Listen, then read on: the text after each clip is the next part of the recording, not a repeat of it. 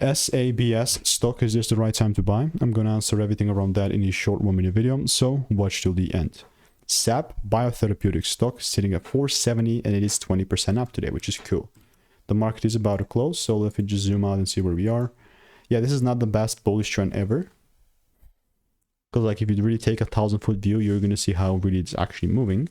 Context, I have done 32,000 videos and spent thousands of dollars on courses and mentorships, and as a result, I have gotten thousands of predictions. With SABS, I'm just going to mark down the lows here. And notice how we still have this supply area. We have the highs. This is only going to be a bullish market if the price starts breaking above 630. And that's why I'm just going to keep an eye until then. And I also keep an eye on the lows here, because if I see breaks for a second time, like a double break, you better know that I'm also taking it on the other side, taking all of it, you know. So if you want to make more money trading in a simple way and lean way, click the first link in the description. There's that free newsletter.